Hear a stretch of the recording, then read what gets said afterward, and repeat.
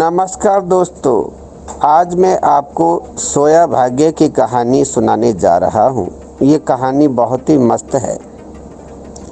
एक व्यक्ति जीवन में हर प्रकार से निराश था। लोग उसे मनुष्य के नाम से बुलाते थे। एक ज्ञानी पंडित ने उसे बताया कि तेरा भाग्य फला पर्वत पर सोया हुआ है, तो उसे जाकर जगा ले तो भाग्य तेरे साथ हो जाएगा। बस फिर क्या था, वो चल पड़ा अपना सोया भाग्य जगाने। रास्ते में जंगल पड़ा तो एक शेर उसे खाने को लपका। बोला, भाई मुझे मत खाओ, मैं अपना सोया भाग्य जगाने जा रहा हूँ। शेर ने कहा कि तुम्हारा भाग्य जाग जाए तो मेरा एक समस्या है, उसका समाधान पूछते आना। मेरी समस्या यह है कि मैं कितना भी खाऊं, मेरा पेट भरता ही नहीं। हर समय पेट भूख की ज्वाला से जलता रहता है।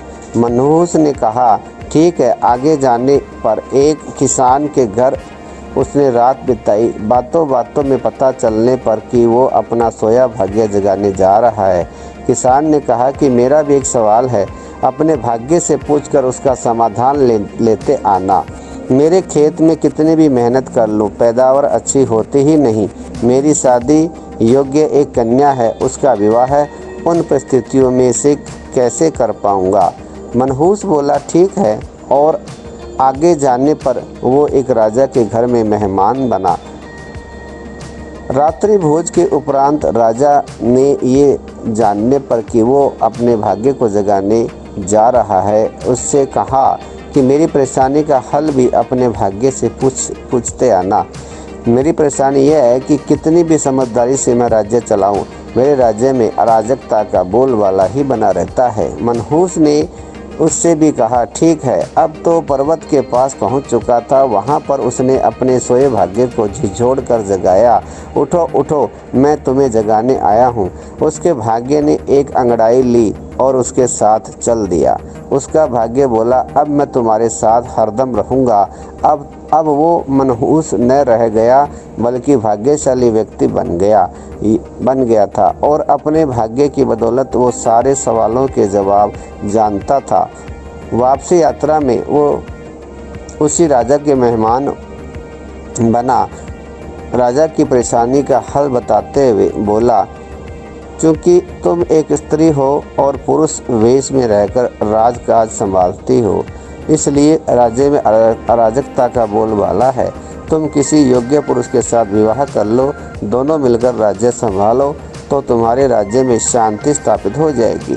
रानी बोली, तुम ही मुझसे विवाह कर लो और यहीं रह जाओ, भाग्यशाली बन चुका। तो मनहूस इनकार करते बोला, नहीं नहीं, मेरा तो भाग्य जाग चुका है, तुम किसी और से विवाह कर लो। तब रानी ने अपने मंत्री से विवाह किया और सुखपूर्वक राज्य चलाने लगी। कुछ दिन राजकीय मेहमान बनने के बाद उसने वहां से विदा ली। चलते चलते वो किसान के घर पहुंचा और किसान के सवाल के जवाब में बताया कि तुम्हारे खेत में 7 कलश हीरे जवाहरात के पेड़ है। उस खजाने को निकाल लेने पर तुम्हारी जमीन उपजाऊ हो जाएगी और उस धन से तुम अपनी बेटी का विवाह भी धूमधाम से कर सकोगे। किसान ने अनुग्रहित होते हुए उससे कहा कि मैं तुम्हारा शुक्रगुजार हूँ, तुम ही मेरी बेटी के साथ शादी कर लो। पर भाग्यशाली बन चुका वह व्यक्ति बोला कि नहीं नहीं, मेरा तो भाग्य उदय हो चुका है, तुम कहीं और अपनी सुंदर कन्या का विवाह करो।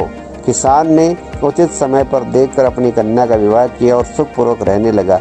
कुछ दिन किसान की मेहमान नवाजी भोगने के बाद वो जंगल में पहुंचा और शेर उसकी समस्या के समाधान स्वरूप कहा कि यदि तुम किसी बड़े मूर्ख को खा लोगे तो तुम्हारी ये सुधा शांत हो जाएगी। शेर ने उसकी बड़ी आवभगत की और यात्रा का पूरा हाल जाना। सारी बात पता चलने के बाद शेर ने कहा कि भाग्य उदय होने के बाद इतने अच्छे और इतने बड़े 2 मौके गंवाने वाले इंसान, तुझसे बड़ा मूर्ख और कौन होगा। तुझे खाकर ही मेरी भूख शांत होगी। और उस तरह वह इंसान शेर को शिकार बनाकर मृत्यु को प्राप्त हुआ। शिक्षा सच है, यदि आपके पास सही मौका परखने का विवेक और अवसर को पकड़ लेने का ज्ञान नहीं है तो भाग्य भी आपके साथ आकर आपका कुछ भला नहीं कर सकता। धन्यवाद। तो इसमें ये शिक्षा हमें मिलती है कि हमें अपने कर्मों पर कार्य करते रहना चाहिए और किसी कार्य को पकड़ना चाहिए। धन्यवाद।